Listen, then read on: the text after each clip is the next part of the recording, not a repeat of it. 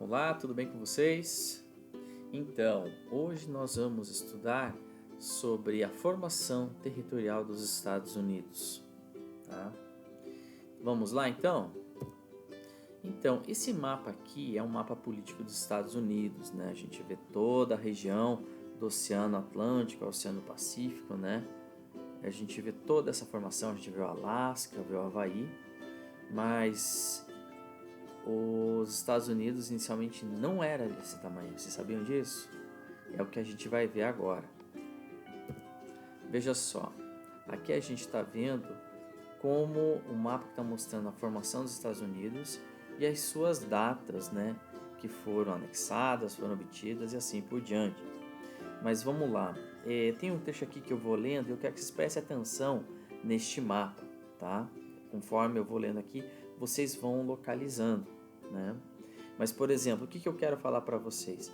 Ele é conhecido como, a expansão do território é conhecido como Marcha para o Oeste, porque inicialmente os Estados Unidos pertencia a essa região aqui, ó, que costeava somente o Oceano Atlântico, tá? Em 1783, só essa parte aqui, ok? Então veja só, mas no entanto, o que acontece? Foram várias maneiras que os Estados Unidos obteve a região aqui.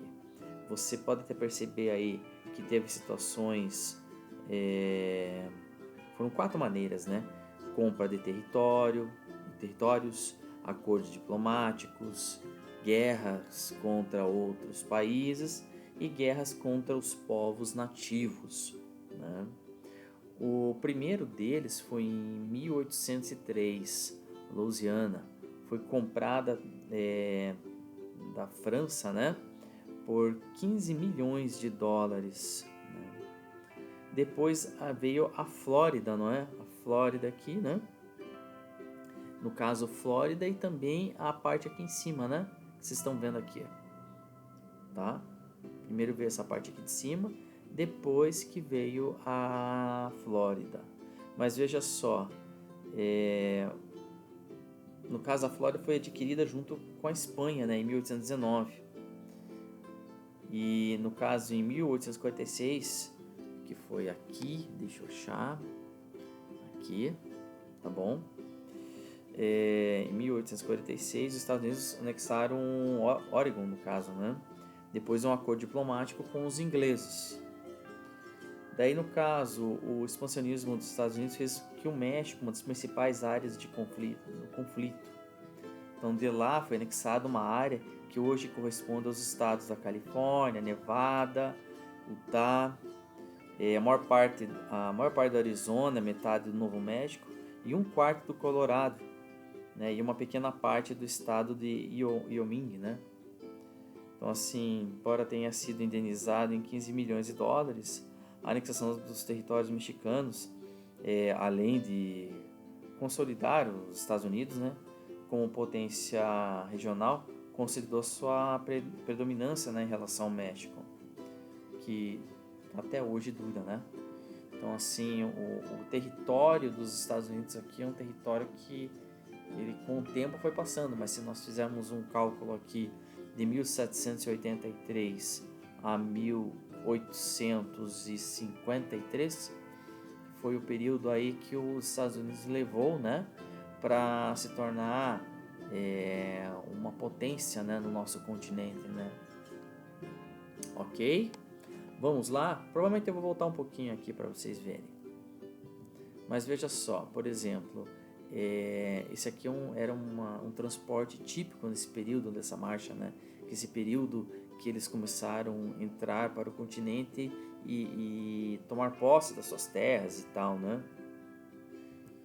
E aqui, por exemplo, vamos dar continuidade aqui, sobre a formação da população americana. A população americana ela é formada, no caso, dos 5 principais grupos, né? Os brancos, hispânicos, afro-americanos, americanos asiáticos e multirraciais, né? A predominância nos Estados Unidos são dos brancos, 79,8%. Assim, tem todo um contexto aqui no período da colonização, né, dos povos que vieram aqui, né, os ingleses inicialmente, a questão dos povos do continente africano que vieram para cá como escravos. Aí tem todo um contexto também de pessoas que vieram de outros países do México, que foram para os Estados Unidos e tal, dos asiáticos. Quer dizer, é todo um contexto histórico, né, que faz a composição da população americana. E daí a economia norte-americana, veja só, vou ler aqui para vocês, tá? Mas a gente vai andar no mapa daqui a pouco. O Nordeste dos Estados Unidos foi o berço da industrialização do país, em função da existência de várias jazidas de minério e carvão na região, além de uma série de obras de infraestrutura, de transporte, que ligaram o Atlântico Norte ao Rio São Lourenço, no Canadá, e aos Grandes Lagos. Além disso, o Nordeste do país se tornou uma importante região portuária, que facilitou o comércio marítimo entre os Estados Unidos e Europa. Enquanto a cidade de Nova York concentrou as decisões econômicas do país, concentrando as sedes administrativas das empresas industriais, o estado da Pensilvânia, onde está a capital do país, concentrou as empresas siderúrgicas. Aqui, por exemplo, gente, essa parte está em rosa, ela está falando da BOWASH, que é de Boston a Washington, tá? Aqui, aquela região dos Grandes Lagos, né? Chicago, Detroit, tem mais alguma outra cidade que a gente vai ver, tá? Mas vamos lá. O estado de Michigan aglutinou as grandes montadoras de automóveis. Em Chicago se concentraram as indústrias de transporte, principalmente o transporte ferroviário. As empresas de alta tecnologia se concentraram no estado de Massachusetts. Tá? Vamos lá. Olha aqui o que ele está falando aqui, ó. Aqui no caso, região dos Grandes Lagos, né? Aqui, ó, Chicago, Indianápolis, Detroit, Columbia, Pittsburgh. Essa região aqui, principalmente Detroit, é uma região que houve uma deteriorização, porque é uma região que era bem forte o setor automotivo, né? Que é a produção de carros e tal. Então, o que aconteceu? Essa região ela teve uma decadência no período da década de 70, 73, que foi o período em que houve a crise do petróleo, que houve um período de retaliação dos membros da OPEP em relação aos Estados Unidos terem apoiado Israel, né, num confronto do Yom Kippur. Então, assim, aí eles fizeram uma retaliação com os Estados Unidos, que eles dobraram o preço, ou quintuplicaram, acho que saiu de $2 para $10 o preço do barril de petróleo. E os Estados Unidos falaram, não tem como, tem condições. O governo americano falou, não tem como comprar isso aí. Não comprou. Só que em contrapartida começou a faltar combustível.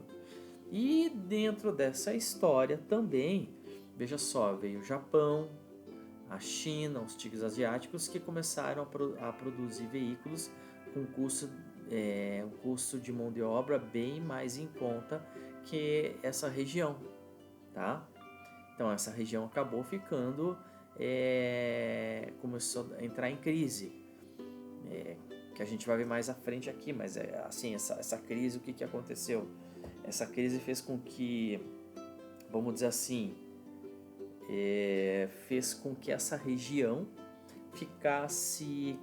começasse a ter desemprego, criar regiões que não, vamos dizer assim, como que eu posso falar, começou a ter subempregos, formação de subúrbios, e começou a fuga da população, né, principalmente a mais rica, né, para cidades, em grandes cidades, né, começaram a sair dessas grandes cidades, procurar outros lugares.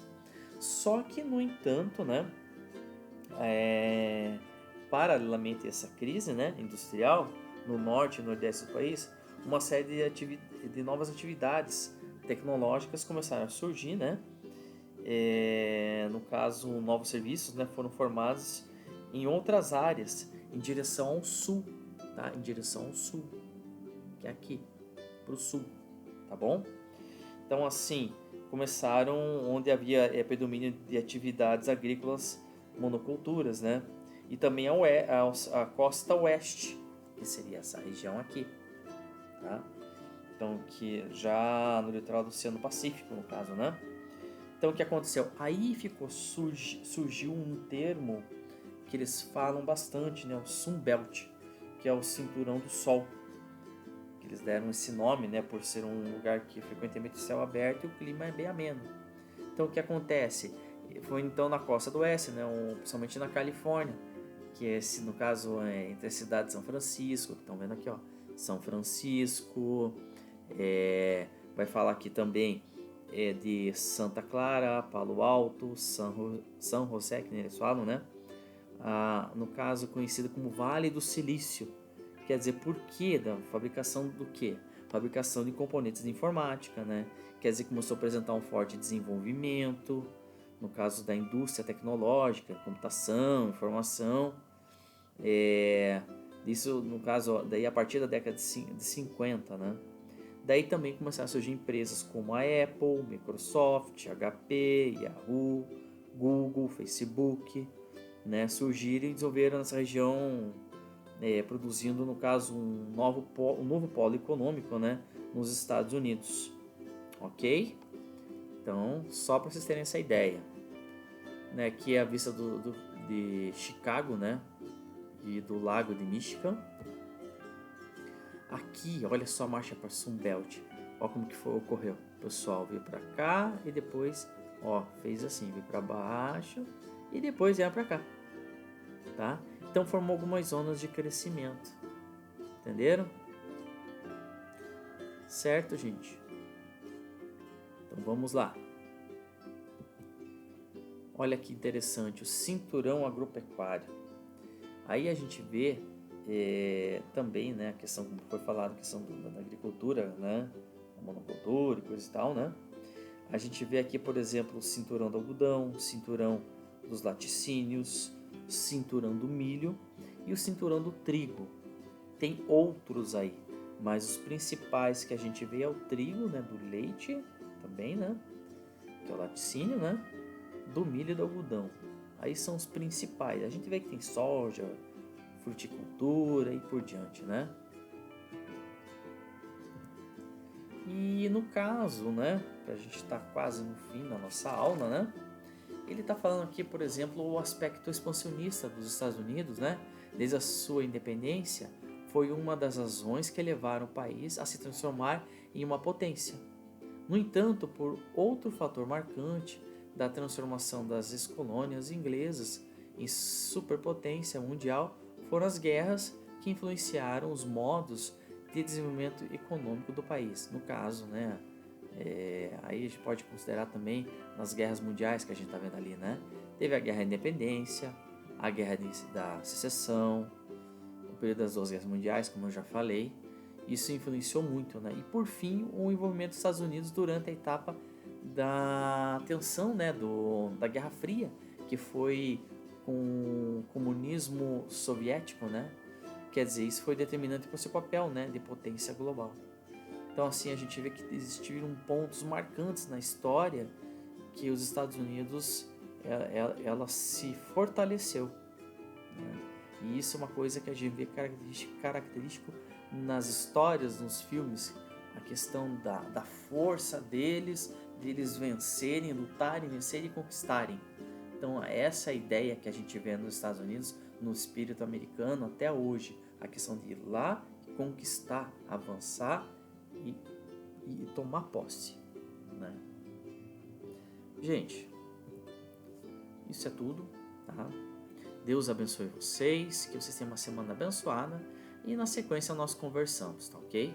Deus abençoe vocês, tchau, tchau.